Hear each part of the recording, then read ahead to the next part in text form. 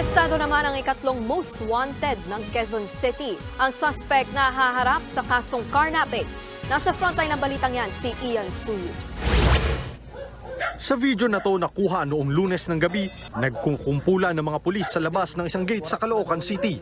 Maya-maya pa, agad nilang sinuyod ang isang residential area sa loob.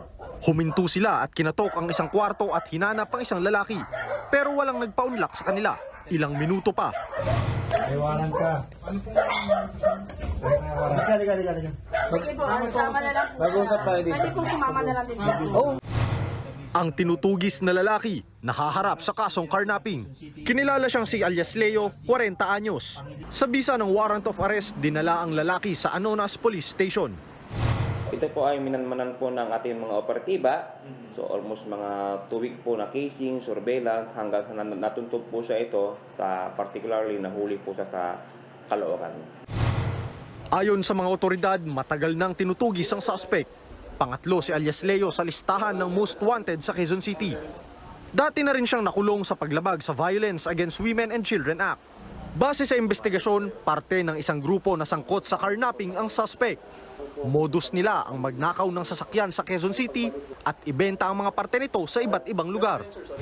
Dumadayo sila din sa Quezon City. So pag meron silang nakitang mga mabibiktima, agad grupo sila to eh.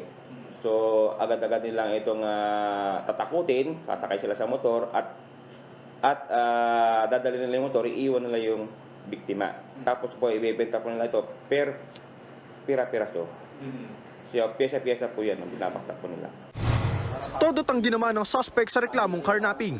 Depensa niya, nadamay lang siya sa krimen. Napasama lang po talaga ako. Bali yung kasama ko po, hindi ko naman po alam na gano'n po ang gagawin niya. Sa ngayon, inaasikaso na ng mga otoridad ang return of warrant ng suspect. Nagbabalita mula sa frontline. Ian Suyu, News 5. Mga kapatid, Nikki de Guzman po. Iba na ang may alam at may pakialam sa panahon ngayon. Para sa tuloy-tuloy na balitaan sa Frontline kahit weekend, mag-follow at mag-subscribe sa social media pages ng News 5.